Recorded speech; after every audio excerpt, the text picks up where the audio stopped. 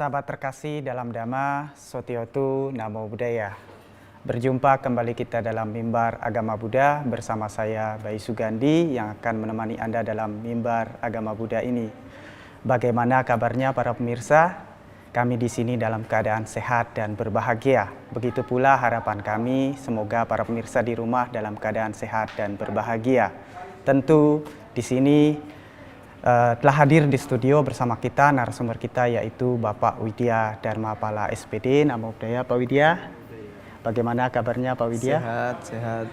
Aktivitas dalam penyuluhannya bagaimana? Apakah berjalan lancar sesuai dengan programnya? Berjalan seperti biasa. Baik, syukur. Saya sapa terlebih dahulu para pemirsa. Baik, para pemirsa TPRI NTT yang berbahagia, terkhusus bagi sahabat Dhamma, pada kesempatan bahagia ini di segmen kita di hari ini kita akan membahas topik perbincangan yang sangat menarik dan sangat perlu kita bahas dikarenakan ini merupakan tema atau topik yang dinantikan oleh para pemirsa, yaitu membuka jalan rezeki.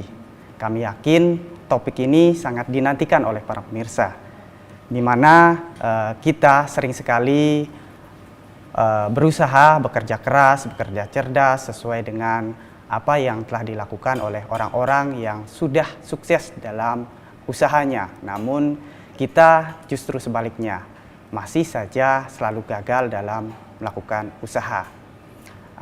Terasa seperti jalan rezeki kita sudah tertutup. Nah, para pemirsa, apakah jalan rezeki kita ini masih belum terbuka? Bila memang demikian, mari kita dengarkan penjelasan langsung dari narasumber kita terkait dengan topik perbincangan kita ini. Namun seperti biasa para pemirsa TPRI NTT yang berbahagia, sebelum kita lanjut mendengarkan pembahasan topik perbincangan dari narasumber kita ini, kita awali dengan melakukan acarya puja kepada Guru Agung kita dengan memanjatkan Parita Wandana yang akan dipandu langsung oleh narasumber kita. Kepada Pak Widya saya persilakan. Baik para pemirsa TPRI Nusa Tenggara Timur dimanapun Anda berada, marilah kita mengawali Mimbar Agama Buddha pada sore ini dengan kita bersama-sama bersikap anjali. Namo tassa bhagavato arahato samma sambuddhassa. Namo tassa bhagavato arahato samma sambuddhassa. Namo tassa bhagavato arahato samma sambuddhassa. Terpujilah Sang Bhagawa yang Maha Suci yang telah mencapai penerangan sempurna. Terpujilah Sang Buddha. Namo Buddhaya. Namo Buddhaya. Baik Pak Widya, saya langsung persilahkan saja ke Bapak untuk memberikan penjelasan terkait dengan topik perbincangan kita ini, Pak. Baik, terima kasih Pak Bayu. Selamat sore. Terpujilah Sang Buddha. Namo Buddhaya. Namo Buddhaya. Bapak, Ibu, Saudara-saudari sedharma, para pemirsa TPRI NTT dimanapun berada, semoga kita semua selalu dalam kondisi yang sehat dan berbahagia, sehingga kita bisa menjalankan aktivitas, kita bisa beraktivitas seperti biasa. Nah, kalau kita tidak sehat nanti kita hanya terbaring di rumah, tidak bisa ngapa-ngapain sehingga kehidupan kita tidak membawa manfaat. Sebelum kita membahas pembahasan kita pada sore hari ini, secara pribadi dan umat Buddha menyampaikan selamat Hari Raya Nyepi tahun Saka 1945 kepada saudara-saudara kami yang beragama Hindu dan juga kami mengucapkan selamat menunaikan ibadah puasa Ramadan 1444 Hijriah Iya. 2023 Masehi kepada saudara-saudaraku umat Islam yang berada di Nusa Tenggara Timur khususnya dan dimanapun Anda berada. Iya. Semoga dengan ibadah yang dilakukan semakin membawa dan meningkatkan keyakinan kepada ajaran agama, semakin membawa kebahagiaan, ketentraman bagi diri sendiri juga bagi orang lain. Semoga ibadahnya membawa berkah. Karena pada bulan ini Pak Bayu, kita tahu sendiri sebagai umat Buddha, kita pada awal Maret kemarin juga memperingati Magha Puja. Iya. Memperingati Magha Puja. Magha Puja adalah salah satu dari 4 hari besar dalam agama Buddha. Kalau kita ketahui ada Waisak, Iya. Asada, Katina, dan Magha Puja. Magha Puja kita peringati pada awal Maret, Iya. tanggal 4 Maret kemarin. Dan juga bersamaan juga di bulan ini, saudara-saudara kita yang beragama Hindu juga memperingati hari besarnya Catur Berata Penyepian atau Hari Raya Nyepi. Dan juga mulai kemarin teman-teman kita beragama Islam juga memulai Ibadah puasa. ibadah puasa. Ya. Nah, di Indonesia kita melihat ini merupakan suatu berkah, suatu keberuntungan bagi kita yang ada di Indonesia bisa melihat peringatan-peringatan keagamaan. Ya. Tentu kebahagiaan juga pada sore hari ini kita pada acara Mimbar Agama Buddha tadi sudah disampaikan sama Pak Bayu bahwa Iya. dengan topik membuka jalan rezeki. Iya. Ini Topik sangat menarik gitu, cukup Pak. menarik katanya. Ya, kalau kita bertanya pada setiap orang tentu apakah Anda ingin sukses? Iya. Tentu jawabannya adalah ya pasti. Ya jelas. Apakah Anda ingin menjadi orang yang kaya? Pasti juga. Pasti juga. Apakah Anda ingin menjadi orang yang berlimpah rezeki? Pasti juga. Iya. Tetapi tidak jarang juga kita melihat bahwa ada orang yang dilahirkan miskin dari kecil. Ada juga yang dilahirkan di keluarga kaya sejak kecil. Ada yang dari kecil sudah ditinggalkan ibunya, dan ada juga yang lahir dalam kondisi cacat dan lain sebagainya. Jadi semua orang mengharapkan keberuntungan. Iya. Semua orang mengharapkan rezeki. Nah, jadi kalau tadi temanya adalah membuka jalan rezeki, kalau kita masih dalam kondisi belum sukses, belum kaya, Iya. belum mempunyai penghasilan yang baik, mungkin bisa dikatakan, wah rezeki saya masih terhambat. Iya. Iya. Rezeki saya masih belum datang ini. Gitu. Ya, kebanyakan seperti itu. Ya. Lalu apa ini kuncinya untuk membuka? Jadi tapi yang di awal perlu kita garis bawahi, semua orang ingin sukses, semua orang ingin kaya, semua orang ingin mendapatkan rezeki yang berlimpah. Tentu untuk mendapatkan rezeki yang berlimpah, mendapatkan kekayaan, mendapatkan keberuntungan dan dalam bentuk yang lain sebagainya, itu semua diharapkan oleh kita semua. Tetapi yang paling penting di sini adalah bagaimana caranya. Caranya untuk memperoleh keberuntungan. Caranya untuk mendapatkan rezeki. Caranya untuk membuka jalan untuk memperoleh penghasilan atau rezeki itu sendiri. Maka ada sebuah perumpamaan. Ketika kita ingin mempunyai mawar merah, maka secara logika apa yang harus kita lakukan? seperti kita menanam. Menanam. Ya. Jadi jangan kita mengharapkan sesuatu di luar diri kita apabila kita tidak ingin berbuat. Sama seperti kita menganalogikan kita ingin mendapatkan mawar. Mawar merah itu kalau kita ingin memiliki, kita ingin mendapatkan, maka kita harus menanam. Iya. Menanam bibit mawar. Menanam dulu, dirawat dengan baik, dipelihara dengan baik, disiram yang rutin, diberikan pupuk sehingga bisa tumbuh dengan baik dan memberikan bunga yang indah. Demikian juga dengan orang yang ingin mendapatkan kekayaan, ingin memperoleh rezeki. Kalau tidak mau menanam, maka juga sulit untuk panen. Kenapa? Ya karena bibitnya tidak ada. Pohonnya tidak ada di tempat kita memanen. Misalnya orang ingin panen buah mangga. Maka yang harus dilakukan adalah ya menanam dulu. Bibit mangganya disemai, dirawat dengan baik, disiram dengan baik, diberikan pupuk yang cukup. Maka biji atau bibit mangga itu akan tumbuh dengan baik.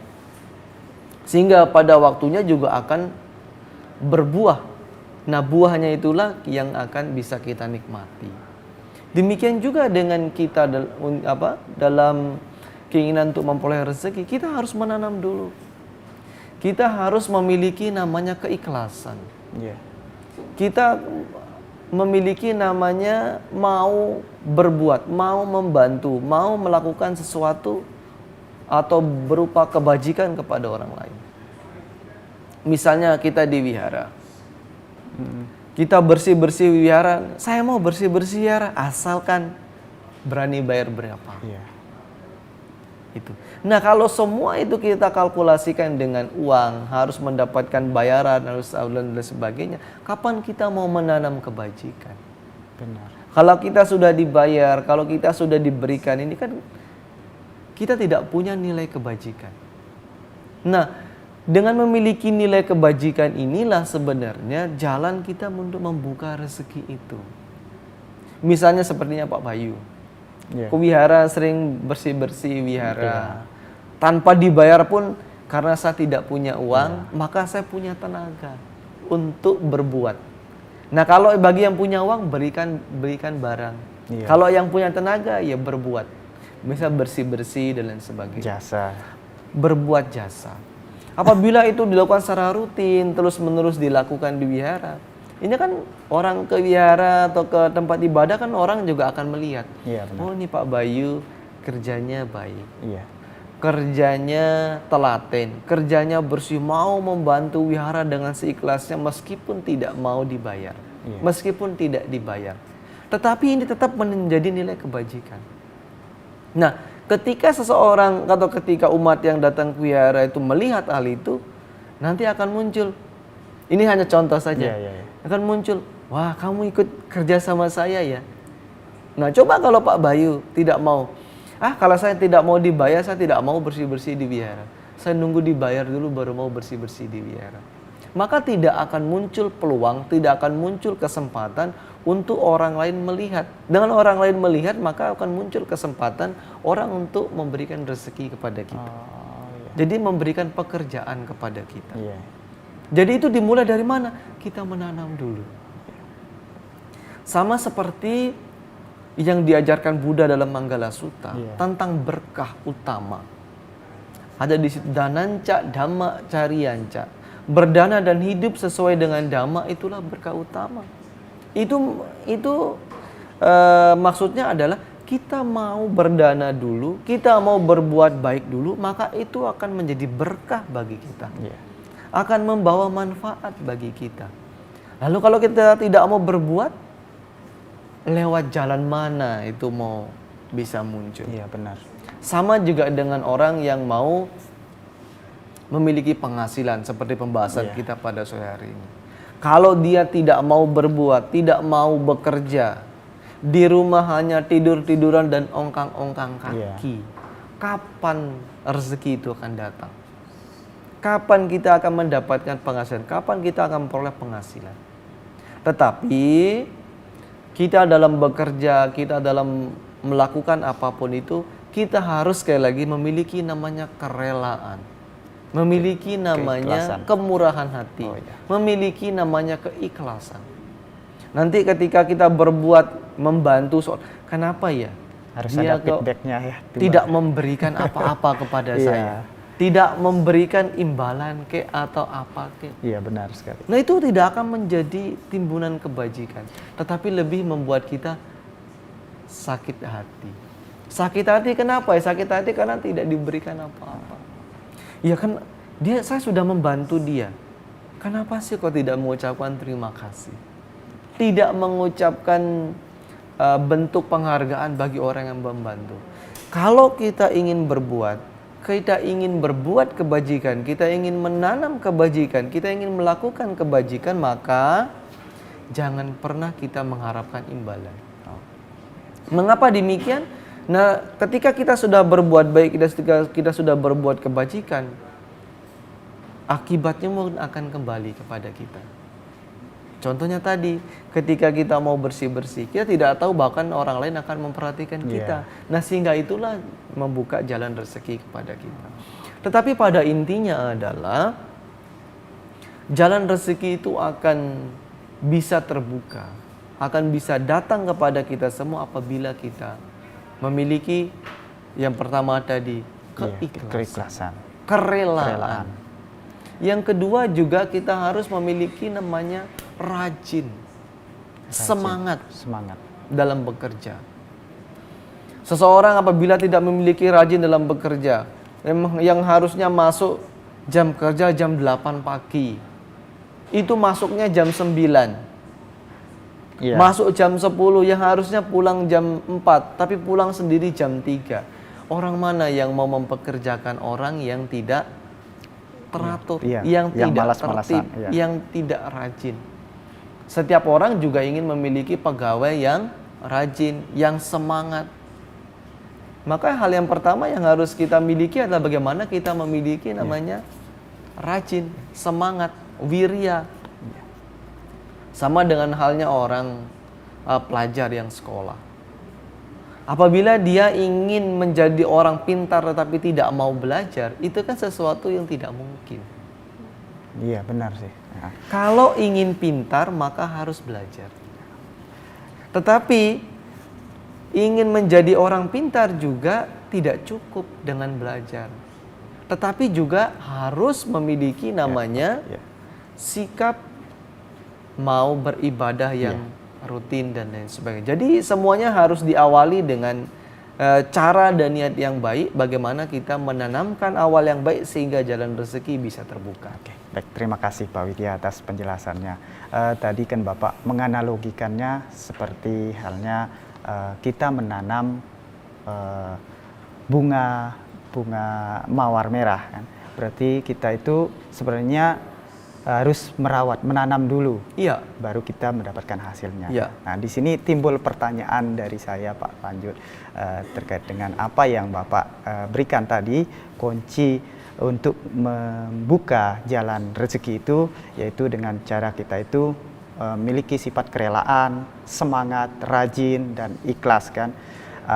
Namun mungkin ada dari para pemirsa yang sudah menerapkan apa yang tadi Bapak sampaikan itu kan, tapi tetap saja usahanya selalu gagal. Itu faktor apa ya Pak?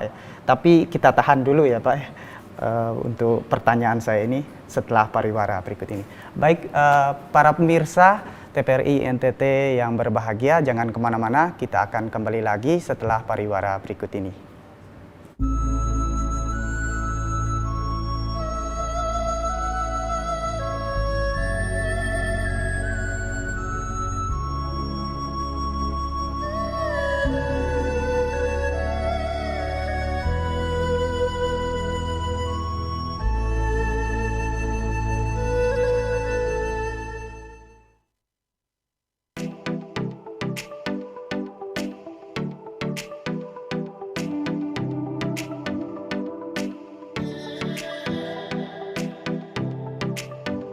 Labuan Bajo, surga bagi wisatawan.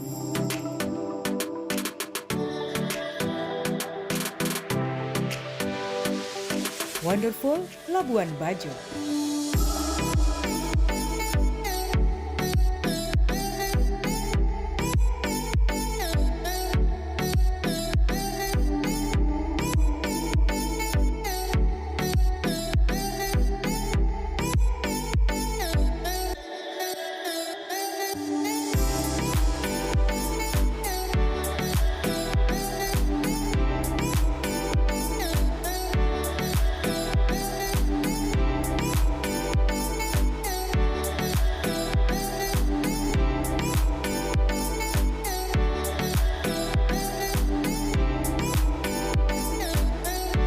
Bangga berwisata ke Labuan Bajo. Ayo! Halo Sobat Digital, di daerahmu sudah ada sinyal TV digital belum?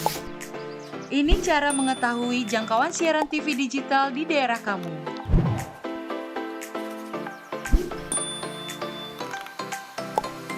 Pertama, download aplikasi Sinyal TV Digital di Play Store jika kamu menggunakan HP Android dan App Store untuk aplikasi iOS.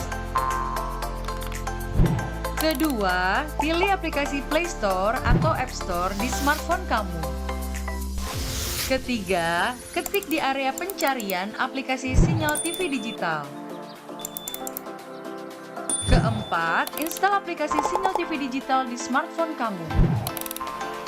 Kelima, buka aplikasi Sinyal TV Digital kamu.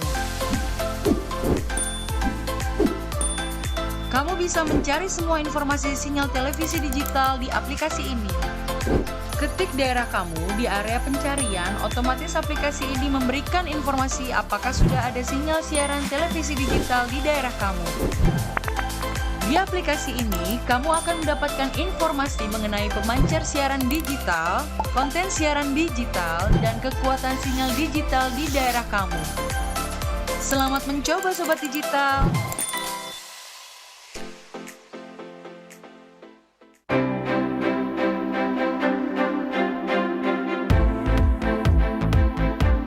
Menyajikan berita teraktual dan menarik seputar Nusa Tenggara Timur secara lugas dan terpercaya.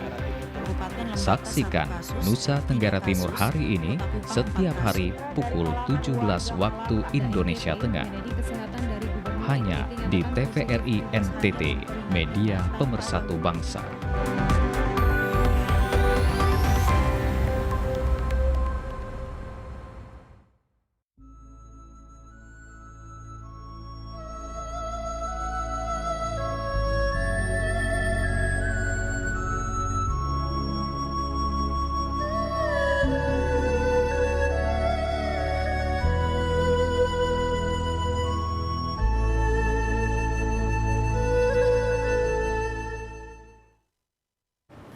Terima kasih para pemirsa TVRI NTT yang berbahagia, terkhusus kepada para sahabat Dhamma masih setia bersama kami dalam Mimbar Agama Buddha. Kita akan lanjutkan kembali perbincangan kita dengan narasumber kita terkait dengan topik perbincangan kita, yaitu membuka jalan rezeki. Baik, Pak Widya, tadi Bapak menjelaskan bahwa kunci untuk membuka jalan rezeki kita itu yaitu dengan cara kita memiliki sifat kerelaan, semangat atau rajin dan ikhlas. Nah, tadi timbul pertanyaan dari saya, Pak. Misalnya ada dari para pemirsa mungkin yang sudah menerapkan apa yang tadi yang Bapak sampaikan itu, dia membuka usaha dengan menjalankan yang kerelaan, semangat atau rajin itu dan ikhlas, tapi tetap saja usahanya selalu gagal. Itu bagaimana, Pak? Iya, seperti kembali kita analogikan di awal tadi, Iya. bahwa ketika ingin seorang mendapatkan bunga mawar, ketika seseorang ingin memiliki atau mendapatkan menikmati buah mangga dan lain sebagainya, itu harus diawali dengan menanam bibitnya terlebih dahulu. Tetapi ketika kita menanam, ketika kita ingin menyemai, itu kan tidak semulus dan tidak semua itu langsung tumbuh dengan baik. Iya, benar. Nah, ketika tanaman itu tidak tumbuh dengan baik, di tengah jalan dia mati, Iya. dan dia mati berarti kan tidak tumbuh. Iya benar. Nah, ketika kita tidak memiliki semangat, ketika kita tidak memiliki tekad, ketika kita tidak memiliki usaha yang kuat untuk memiliki pohon mangga, untuk mendapatkan bunga itu tadi, maka akan berakhir.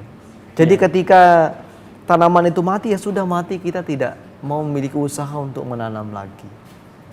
Demikian juga dengan kegagalan demi kegagalan. Orang yang gagal katanya, itu adalah kesuksesan yang tertunda. Itu juga bisa kita pahami bahwa ketika kegagalan datang kepada kita, maka itu juga harusnya memacu semangat, harusnya memacu motivasi dalam diri kita untuk bagaimana kita menanam lagi, tanam lagi, tanam lagi, dan tanam lagi. Itulah ciri orang yang memiliki namanya semangat memiliki tekad. Orang yang tidak memiliki semangat dan memiliki tekad itu bisa kita lihat dari ketika tanaman itu mati, maka berakhir sudah. Tidak ada usaha kembali untuk menanam dan menyemai kembali. Maka itu sudah dipastikan orang itu akan gagal total atau gagal seutuhnya. Berarti jangan berhenti untuk berusaha ya. Jangan berhenti untuk berusaha.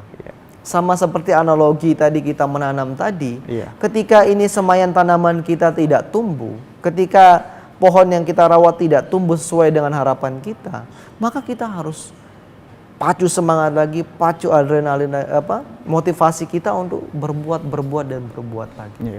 Demikian juga kita ketika ingin sukses, orang itu tidak cukup dengan berdoa. Berdoa tidak cukup untuk sukses. Selain bekerja, tetapi juga kita harus memiliki cadangan dukungan, spirit, cadangan semangat untuk terus kita tumbuhkan dalam diri kita. Maka seperti pertanyaannya Pak Bayu tadi yang menyampaikan bahwa orang ini sudah bekerja, orang sudah berusaha, tetapi tetap gagal. Tapi di situ akan tumbuh pertanyaan besar dalam diri kita, apa yang salah? Ingat, ketika kita ingin menjadi orang yang sukses, ketika kita ingin mendapatkan apa yang kita inginkan, bekerja saja tidak cukup kalau tidak disertai dengan kebajikan. Berbuat kebajikan saja tidak cukup jika tidak disertai dengan kerja yang gigih, yang semangat. Jadi, kalau mau sukses, antara berbuat kebajikan atau doa dengan bekerja itu harus sejalan. Mengapa kok harus sejalan? Nah, ketika kita mengalami kegagalan, maka kebajikan demi kebajikan kita yang telah kita lakukan itu akan tetap menjadi motivasi kita. Ketika kita sukses, maka itu juga akan menjadi dorongan semangat untuk kita terus berbuat kebaikan. Karena sesuatu yang tidak mungkin akan menjadi mungkin apabila kita memiliki timbunan kebajikan. Kita memiliki jasa-jasa kebajikan. Mungkin saya atau Pak Bayu menyadari sendiri bahwa ketika kita mengalami susah, ketika kita dalam paceklik, ketika kita mengalami kesulitan, ada saja orang yang mau membantu. Benar. Kalau kita tidak memiliki timbunan kebajikan, kalau kita tidak memiliki kebaikan demi kebaikan yang telah kita lakukan di masa waktu sebelumnya, apakah akan ada orang yang membantu kita? Kalau kita memiliki sifat yang arogan, kalau kita tidak suka membantu orang lain, kita malah lebih sering menyakiti orang lain, maka tidak akan ada orang yang mau dekat sama kita. Demikian juga rezeki juga akan tambah jauh. Maka dari itu, penting sekali kita memiliki timbunan kebajikan di sini, Pak Bayu. Jadi selain kita bekerja, timbunan kebajikan tetap harus kita lakukan. Karena ini menjadi penting ketika kita menjadi terkena masalah dan lain sebagainya. Timbunan kebajikan berupa kita memiliki teman yang baik, memiliki sanak saudara juga akan turut membantu kita. Jadi ketika mengalami kegagalan, sekali lagi apa harus dilakukan? Push diri lagi, bangkitkan semangat, bangkitkan energi, berusaha terus. Ketika jatuh berusaha kembali, tetapi tetap dalam koridor kita bekerja juga tetap disertai dengan berbuat kebajikan. Baik, Pak Widya. Ini saya kembali ke analogi yang tadi Bapak ceritakan, misalnya tadi dengan menanam tadi, Pak. Apakah ada faktor lain yang menghambat datangnya rezeki ini. Misalnya tadi kan analoginya, misalnya kita menanam bibit bunga mawar, kita sudah merawat, tapi bunga tersebut mati gitu kan. Seperti misalnya kan tanahnya mungkin ada kayak hama-hama yang menyebabkan itu kan. Nah kalau di dalam usaha atau dalam rezeki ini kira-kira apa yang biasanya yang menghambat? Baik, seperti analogi tadi pohon mangga atau mawar tadi, ya kan sama. Seperti saya sampaikan di awal, tidak selamanya akan mulus, tidak akan selamanya berjalan dengan baik sesuai dengan harapan kita. Ada saja.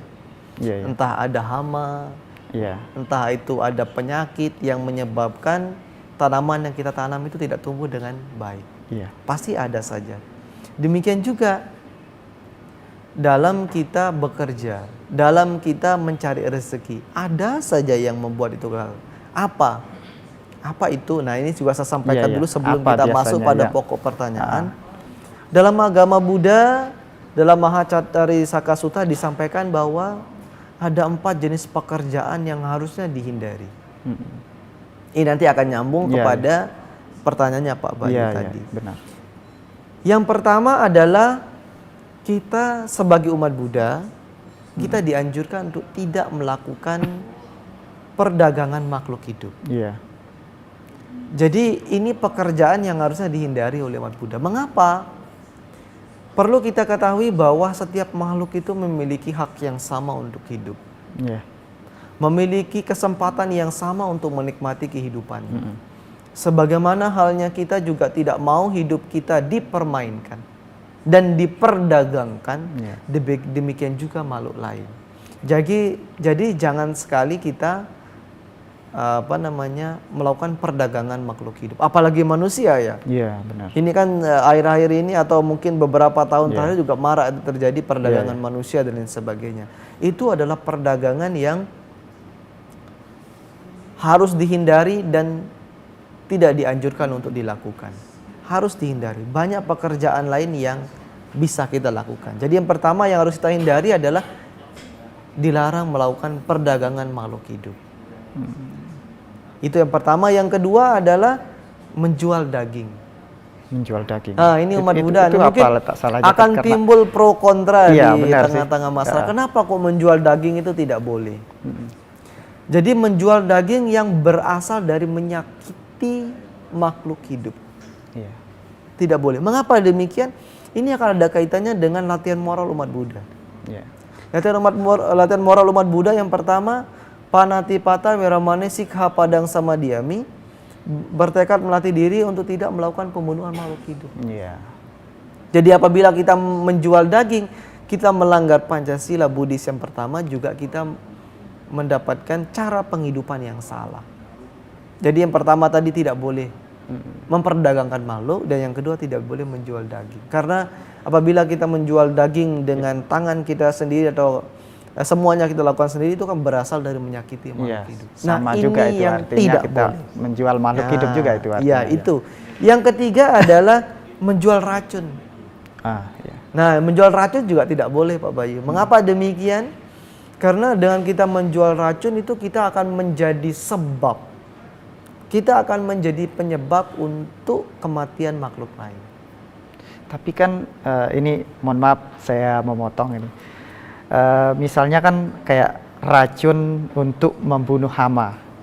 Nah, itu kan sebenarnya racun itu kan tujuannya kan untuk membunuh hama, dan hama ini kan mengganggu untuk usaha dari contohnya untuk para petani. Itu bagaimana itu?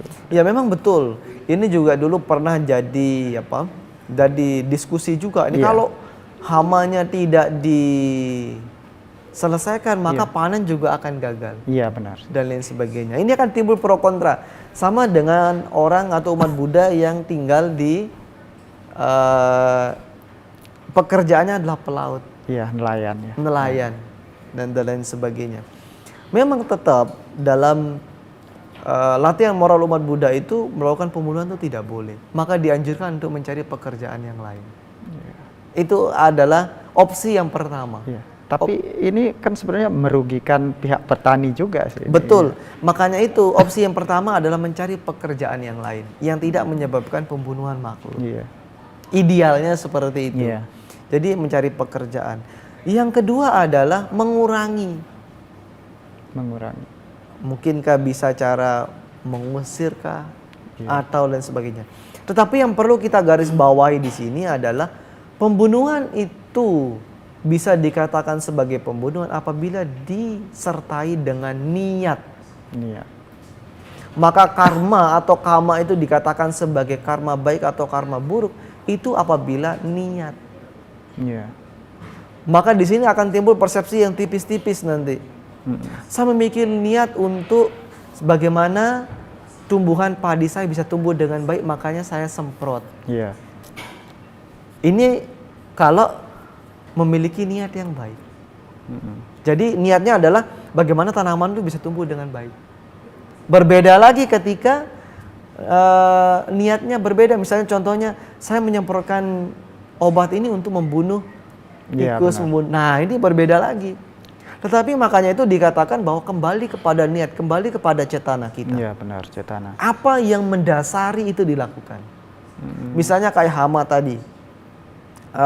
Jadi saya menyemprotkan bahan-bahan A, B, C, dan D ini untuk bagaimana tanaman saya tumbuh dengan baik. Jadi tidak tumbuh niat buruk dalam Berarti kembali ke diri niat kita. saja, cetana saja ya. Iya, jadi tidak tumbuh niat jahat, tidak tumbuh niat baik, maka itu dikategorikan sebagai tidak melakukan karma buruk. Iya, ini sangat perlu sekali sih Bapak menjelaskan ini biar tidak ada salah persepsi dari. Iya, tetapi pemirsa. apabila awalnya didasari oleh bagaimana saya bisa membunuh tikus ini, bagaimana saya bisa membunuh hama ini, maka itu adalah niat yang tidak baik. Begitu. Jadi semuanya itu kembali kepada niat. Sama dengan ketika orang berkendara. Tiba-tiba di jalan itu nabrak burung, nabrak hewan apapun itu mati. Apakah itu dikategorikan sebagai karma buruk? Ya, saya agak kurang begitu. Tentu tidak. Mengapa? Karena tidak memiliki niat untuk menabrak. Itu tidak, Tetapi berbeda halnya dalam konteks ketika yang tahu ini ada makhluk di depan, misalnya ada kucing, ada apa di depan, yang harusnya kita lurus, tapi karena melihat kucing ada di pinggir, kita sengaja ke kiri untuk menabrak kucing unsur itu. kesengajaannya itu. Unsur kesengajaan, berarti ada niat di dalamnya. Konteksnya demikian. Sama juga dengan kita dalam melakukan pekerjaan. Apabila kita didasari oleh niat yang baik, didasari oleh cetana yang benar, maka itu akan membawa kita pada kebaikan-kebaikan. Dan itulah ketika kebaikan itu sudah tertanam dari diri kita, hal itulah akan menjadi jalan untuk membuka rezeki itu. Dan yang keempat adalah menjual barang-barang yang memabukkan. Melemahkan. Yang melemahkan kesadaran. Jadi tidak boleh berdagang makhluk hidup, tidak boleh berdagang daging, tidak boleh menjual racun, dan yang keempat adalah kita tidak boleh menjual minuman beralkohol yang menyebabkan lemahnya kesadaran. Ini perlu untuk mengapa demikian? Karena ketika kita menjual hal yang membuat memabukkan, itu akan kita menjadi sebab yang membuat seseorang juga akan kehilangan kesadaran. Maka kita terlibat di dalamnya. Inilah yang perlu juga. Kadang-kadang itu kan beda-beda tipis, Pak. Iya, betul. Niat cetana itu kan sangat halus sekali. Itu semua kembali kepada diri kita sendiri. Baik, terima kasih Pak Widya atas penjelasannya. Perlu kita tekankan kepada pemirsa bahwa sebenarnya kelancaran dari usaha itu sebenarnya tergantung dari usaha yang kita kerjakan. Usaha disertai dengan kebajikan. Sekali lagi, usaha disertai dengan kebajikan. Usaha tanpa disertai dengan kebajikan itu realisasinya kecil kemungkinan akan sampai. Baik, terima kasih Pak Widya. Kita tahan dulu perbincangan kita. Baik, para pemirsa TPRI NTT yang berbahagia, jangan kemana-mana. Kita akan kembali lagi setelah pariwara berikut ini.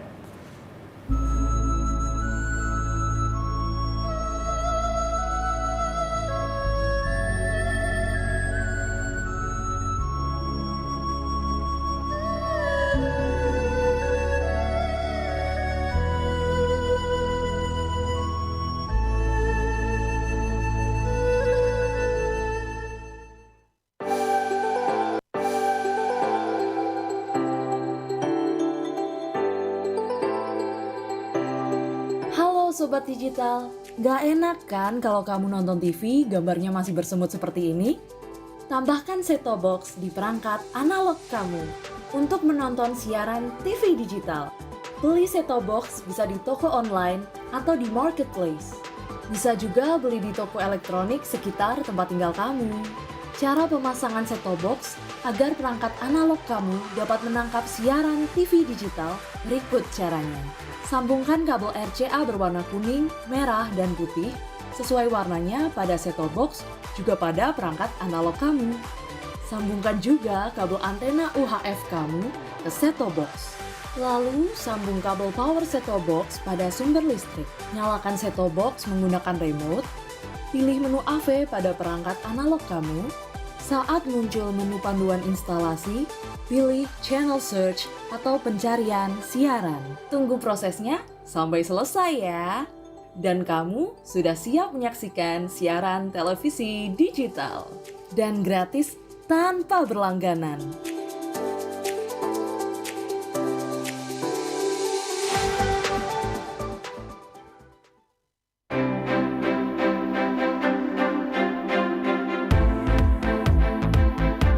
Menyajikan berita teraktual dan menarik seputar Nusa Tenggara Timur secara lugas dan terpercaya.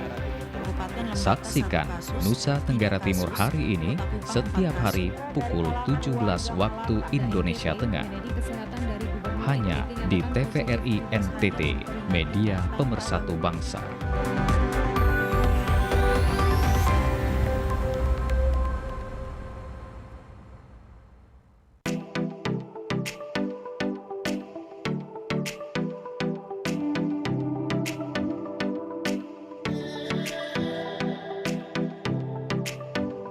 Labuan Bajo, surga bagi wisatawan.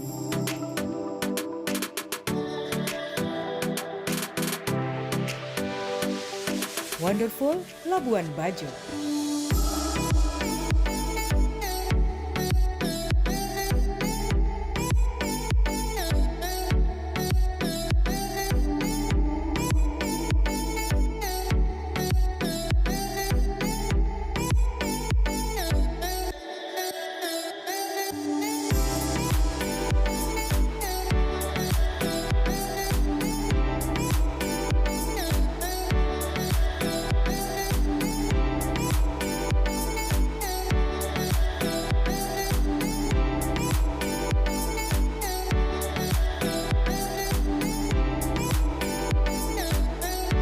Bangga berwisata ke Labuan Bajo.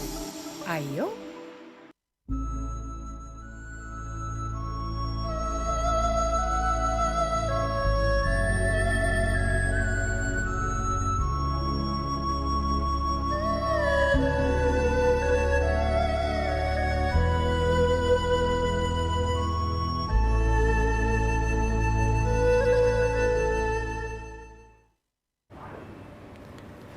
Terima kasih para pemirsa TVRI NTT yang berbahagia, terkhusus bagi sahabat Dhamma dimanapun Anda berada, masih bersama kami dalam Mimbar Agama Buddha ini. Kita akan lanjutkan kembali perbincangan kita dengan narasumber kita terkait dengan topik perbincangan kita, membuka jalan rezeki.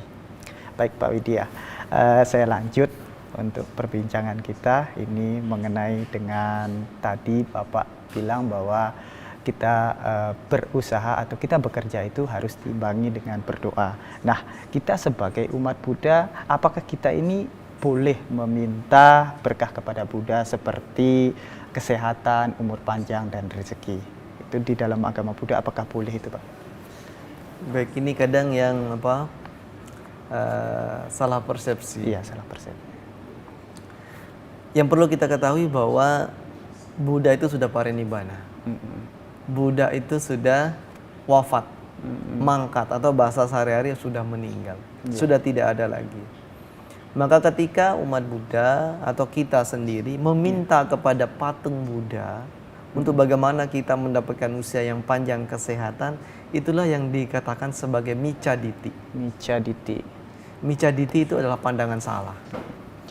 Jadi seorang Buddha, seorang sama-sama Buddha tidak bisa menjanjikan, tidak bisa memberikan, juga tidak bisa untuk langsung begitu saja kamu akan usia panjang, akan sehat, akan bahagia dan lain sebagainya. Tetapi meskipun Sang Buddha sudah lama mencapai Mahaparinibbana, tetapi Sang Buddha lebih menekankan bahwa apabila kita ingin mendapatkan berkah, usia yang panjang, kesehatan, kebahagiaan, rezeki yang melimpah, itu kita harus berbuat terlebih dahulu. Sama seperti misalnya ketika kita ingin usia panjang, maka apa yang harus kita lakukan? Kita juga harus memiliki cinta kasih dan kasih sayang dalam diri kita. Cinta kasih dan kasih sayang kepada makhluk lain, tidak hanya lawan jenis atau pasangan hidup, benar-benar. kepada semua makhluk secara universal. Memiliki cinta kasih. Dengan kita memiliki cinta kasih, maka hal itu akan menjadi kondisi makhluk hidup akan bahagia. Akan menjadi kondisi makhluk hidup juga akan umur panjang. Dan karena yang kita lakukan itulah mengkondisikan makhluk memiliki umur yang panjang, juga kita mau mengobati bagi orang yang sakit, itu juga akan berefek kepada kita. Jadi maksudnya di sini adalah ketika kita ingin mendapatkan usia yang panjang, kesehatan dan sebagainya, itu yang harus kita lakukan adalah kita berbuat terlebih dahulu untuk mendapatkan itu. Berarti, kalau kita suka menyakiti makhluk lain, kalau kita suka membunuh makhluk lain, maka kita juga akan memiliki umur yang pendek. Hidup kita juga sakit-sakitan, tidak sehat, cacat dan lain sebagainya. Maka itu dikatakan bahwa akibat dari pelanggaran Pancasila Buddhis sila yang pertama atau latihan moral tidak melakukan pembunuhan makhluk hidup itu adalah akibatnya itulah apabila melakukan pelanggaran adalah umurnya pendek, sakit. Ya, kalau lahir kembali di kehidupan yang akan datang akan lahir cacat dan lain sebagainya. Tetapi berbanding terbalik dengan orang yang suka menyayangi makhluk hidup yang lain. Akan memiliki paras yang indah, akan memiliki kecantikan, kerupawan, usia yang panjang, tidak sakit-sakitan. Jadi dalam hal ini bisa kita ketahui bahwa dengan kita berbuat hal yang sama, maka itulah yang akan terjadi sama kita. Sama seperti saya sering memberikan perumpamaan hukum karma seperti ini.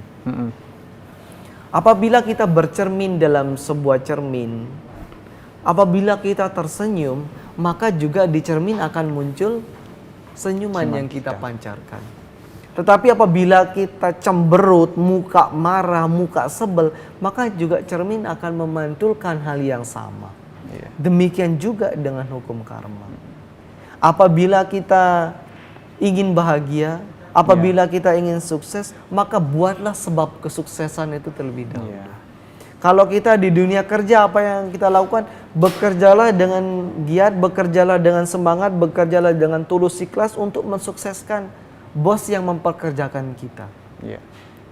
Maka itu nanti akan kembali kepada kita. Nah, ketika kita misalnya bekerja dapat mempunyai rezeki sedikit demi sedikit yang kita kumpulkan, kita membuka usaha sendiri dan kita mempunyai karyawan. Benar. Itu juga kita akan mendapatkan karyawan-karyawan yang baik. Tetapi apabila kita juga tidak memancarkan hal yang baik, ketika kita menjadi karyawan dulu kita juga tidak mensukseskan apa yang diminta oleh tempat kita bekerja, ya maka tidak akan mantul kepada kita. Benar. Jadi perumpamaan cermin itu sangat efektif sekali. Maka apa yang kita berikan, apa yang kita pantulkan, maka itulah yang akan kita terima. Begitu. Jadi Buddha tidak menjanjikan, tidak memberikan dan tidak memberikan sebuah jaminan kepada kita untuk memiliki usia panjang dan sebagainya. Tetapi karena perbuatanlah yang membuat kita memiliki usia panjang, kesehatan, kebahagiaan dan lain sebagainya. Benar. Lagi Sang Buddha hanya penunjuk jalan. Terima kasih Pak Widya. Jadi para pemirsa TVRI NTT, terkhusus bagi para sahabat Dhamma, bahwa sebenarnya maksud dari Pak Widya tadi bekerja dibarengi dengan doa itu bukan berarti kita itu memohon kepada Buddha untuk mendapatkan rezeki, umur panjang dan kesehatan, tetapi melainkan kita kembali kepada perbuatan yang kita lakukan. Nah, Pak Widya, Mungkin saya tambahkan sedikit tuh. Silakan ditambahkan. Biar sedikit. memiliki Lebih pemahaman jelas yang lagi. utuh. Iya, betul.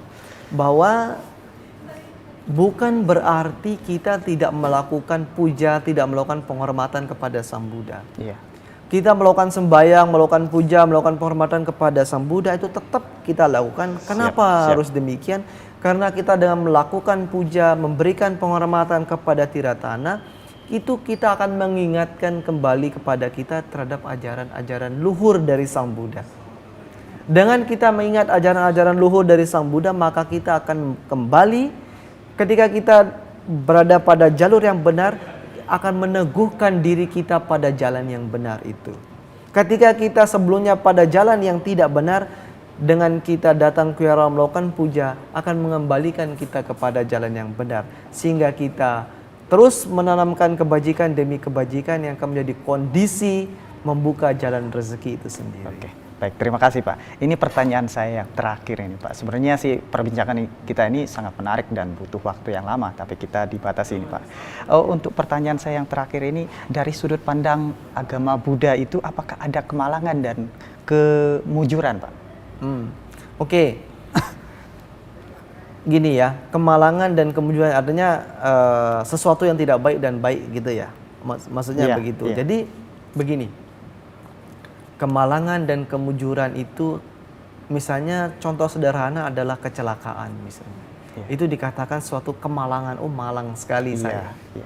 Padahal sebabnya adalah orang terjadi kecelakaan, orang terkena musibah, itu kan sesuatu kalau bawa kendaraan itu tidak memiliki konsentrasi. Iya, benar. Tidak memiliki perhatian yang baik.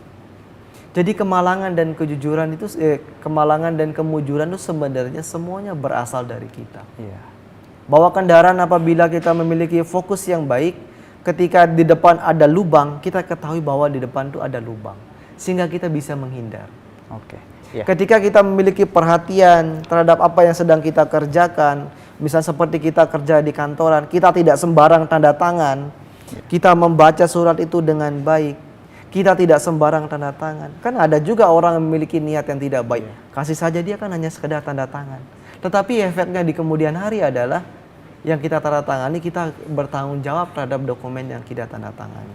Apabila kita tidak teliti, kita tidak memiliki perhatian, maka kemungkinan masalah akan mungkin sekali kita akan dapatkan. Jadi kebajikan akan menghindarkan kita dari segala kemungkinan hal yang buruk, tapi dengan kejahatan yang terus-menerus kita lakukan akan membuka jalan lebar-lebar untuk penyebab keburukan atau hasil keburukan akan menimpa kita semua. Maka dari itu, lakukanlah kebajikan demi kebajikan. Sekaligus penutup kita pada sore hari ini Pak Bayu. Iya. Jalan rezeki akan terbuka apabila kita memiliki timbunan kebajikan, disertai dengan usaha, semangat, dan kesabaran kita untuk terus bekerja dengan giat. Oke, baik, terima kasih Pak Widya atas wejangan damanya yang diberikan. Semoga penjelasan dari Pak Widya ini membawakan kami berkah untuk rezeki yang melimpah dan kesuksesan bagi kami semua yang dalam menjalankan usaha. Baik para pemirsa TPRI NTT yang berbahagia, mohon maaf kami pamit undur diri dari layar kaca Anda. Tidak terasa sudah hampir 1 jam penuh kami menemani Anda dalam mimbar agama Buddha ini. Semoga perbincangan dan pembahasan topik kami ini dapat membawa manfaat yang baik kepada para pemirsa di rumah. Baik, mari kita rangkapkan kedua tangan untuk mengakhiri perjumpaan kita pada hari ini dengan mengucapkan Sabe Sata Bhavantu Sukitata, semoga semua makhluk hidup berbahagia. Sadu, sadu, sadu. Namo Buddhaya. Namo Buddhaya.